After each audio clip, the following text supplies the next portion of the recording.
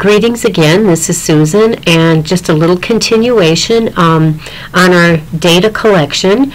This week we're going to be talking about interviews and focus groups, as you may have already viewed some of the videos that we set up. So a lot of the things we talked about last week will hold true in terms of rapport building, etc. But just to talk through a little bit about interviews, there are different types. An ethnographic interview is one that's kind of bound by culture, and typically, so you're really aware of the context and the cultural background, and typically it's casual conversation. So when you are doing your interview, try to think of it not as a formal sit down, maybe a meeting that you would have with a parent, but trying to, with the rapport that we talked about last week, trying to create kind of a casual environment so that both you are comfortable and that your participant is comfortable sharing the information. So we have unstructured formal interviews where you really don't have a script. This really allows the most freedom, and we talked about that a little bit with the IRB. For some of you, we said don't have, a scripted 15 questions that you ask everyone.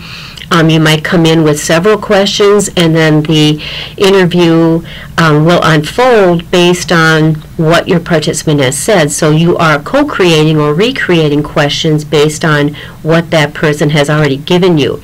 So you want to go in, if it helps you to have a lot of structure, that is fine too, just so you feel confident, but try not to, take your paper and say, question number 1.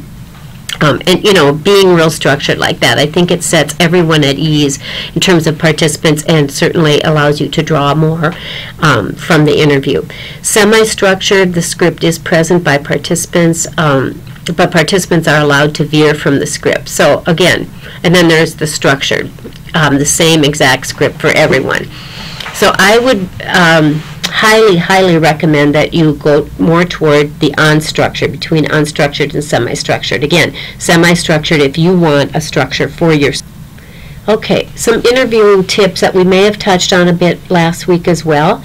Encouraging people to talk freely. Again, you want to set them at ease at the beginning. You want to, think of all the things that you might do in a meeting. Lean into people. Show that you're really actively listening and not judging what they're saying. You want to always think about asking clarifying questions. So what did you mean by that? Could you talk about that a little more in depth? Oh, I heard you say this. Can you explain that more to me? So just things that will help that both draw out more information and also clarify what they're saying to you. This is a big one. Excuse me.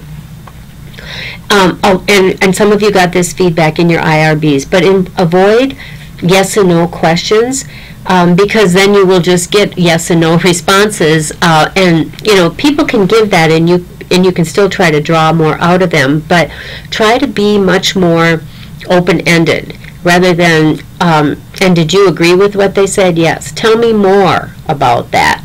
Tell me more about a time that you didn't agree with what that person said, or do you have trying to allow questions that really draws out more content from your participant versus yes and no. And that's just something to think about. Of course, sometimes we do that in the course of the conversation, and if you do, that's fine, but just follow up and ask them to explain more. This is especially true if you're interviewing kids. Try to stay away from the yes-no question, because they will just answer the yes-no question. So that's an really important thing to keep in mind. And also use wait time. Don't expect that the person has to be responding to you immediately. Maybe they need a little time to think about what they want to say or how they want to frame it. Okay? Respectful interviewing practices. When you go in, again, you want to clarify they've signed the consent form, but I'm doing this as part of my research, and I'm also really very interested in understanding perspectives of parents, or understanding your perspectives as staff. or understanding what kids think about this. So really clarifying and letting them know, why you're doing this, and that hopefully it'll help you and other teachers or other professionals in the field. Reinforcing to your participants that anonymity will be kept, that you will keep these interviews and this data anonymous. One student I had one year, when she interviewed kids, she had the kids choose their own pseudonym, which was kind of fun for them too, but just letting them know that their quotes will be used, but they won't have their name attached. So one thing you might also want to do, that you don't have to do this, but you might say, that participants can read drafts of your field notes if you are doing field notes, or your interview transcripts if they're interested in that. Oftentimes they're not, but sometimes we'll do that for triangulation and for verification that this is exactly, or these are the things that I did say coming from the participant.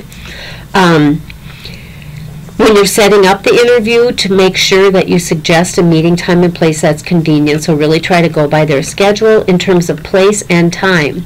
What would be most convenient for you, so that you're really showing them that you are trying to accommodate them. And of course, remaining open to a wide variety of responses.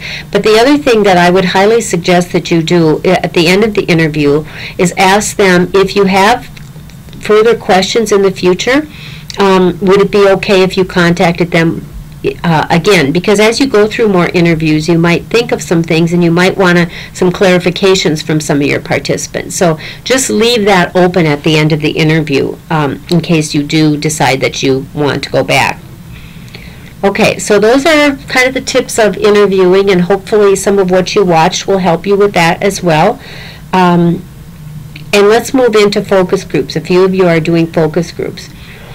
And focus groups obviously are a form of interviewing, and thinking of it more as a group interview, that you're still using some of the same techniques that you use with good interviewing, but you're doing it with a larger group. And I see that on the PowerPoint here, ensure all participants. There were 2 bullet points. That should all be one sentence. I don't know what happened there. Ensure all participants that one person does not dominate. So you might have a focus group of 4 or 5, and you might have a couple people that tend to dominate a conversation, but make sure that you move around and you get a response as much as possible from everyone. Of course, you can say that people do not have to respond if they don't want to, but just be aware of that as the interviewer, the leader of the focus group, that people don't dominate. And you might even say at the beginning, if you tend to talk a lot, you might want to hold back, and if you tend not to talk a lot, you might want to push yourself a little bit, but maybe that everybody won't have the exact same desire to respond to every single question. You're also wanting to ask questions that elicit a response that another participant might bounce off of, versus ending the conversation. So when you're doing your questioning, you don't want to just get the response from one person, but hopefully at the end of it, you can lead them. You can maybe clarify it and frame it a little bit so that other people jump in, so that it's just not one person responding to the question and then you move on. Trying to leave it open, remembering again about that wait time, or just using a little bit of what the previous person said and trying to reframe it a little bit. And finally, rather than to go through a lot of tips about conducting focus groups, pay close attention to the Anderson article. It's got a lot of clear and simple tips on conducting focus groups that I think are real helpful and real clear as they are laid out in the article.